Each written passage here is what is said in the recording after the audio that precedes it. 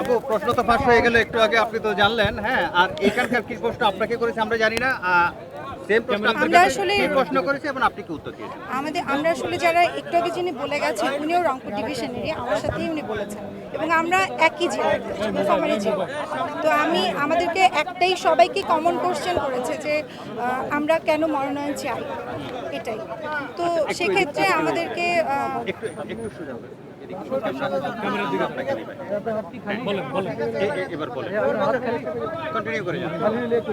আমরা একটু আগে যিনি বলে গেছেন আমরা রংপুর বিভাগে একই সাথে ছিলাম এবং উনি আমার সাথেই নীলফামারী জেলারই উনি আরেকজন সদস্য আমার সাথে। তো দলের চেয়ারম্যান জনাব তারেক রহমান সবাইকে একই কোশ্চেনই করেছেন যে আমরা কেন মনোনয়ন চাই, এই কোশ্চেনটাই করেছেন। তো আমার জায়গা থেকে আমি নীলফামারী ৩ জলঢাকা উপজেলা থেকে এসেছি।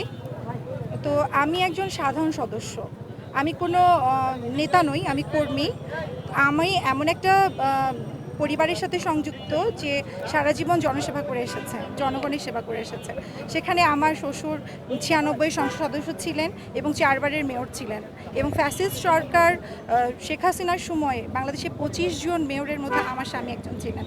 তো আমার স্বামীর জেল জুলুম অত্যাচারের অনেক শিকার হয়েছেন। সেই সময় আমি আমার হাজব্যান্ডের সাথে থেকে এবং আমার হাজব্যান্ডের শূন্য জায়গাটাতেও আমি পূরণ করি, দলের জন্য অবদান রেখেছি।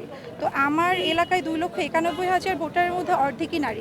তো আমরা সবাই জানি যে আমরা ওই এলাকায় সব 4 জনই জামাতের এমপি হয়েছেন। তো ওখানে আমাদের সাংগঠনিকভাবে আমরা যদি শক্তিশালী করতে পারি এবং মহিলা যেহেতু অর্ধেক, 2,91,000-এর মধ্যে অর্ধেক, তো সেখানে মহিলাদের জন্য কাজ করতে গেলে স্পেশালি মহিলা একজন যোগ্য নেতার দরকার। আর আমাদের দেশনায়ক তারেক রহমান উনি একজন তরুণের পরীক্ষিত প্রতীক। সেখান থেকে আমি একজন তরুণ হিসেবে মনোনয়ন চাইতে এসেছি।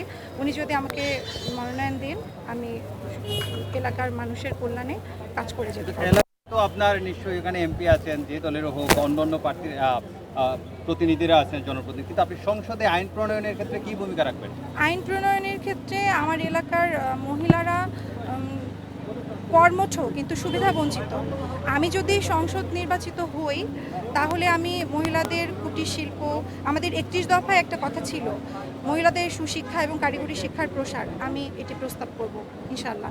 মহিলাদের স্বাস্থ্য শিক্ষার উন্নয়নে আমি কাজ করে যাব। আমি নীলফামারী 3 জলঢাকা উপজেলা থেকে, আমার নাম ইফাত আরা জান্নাত।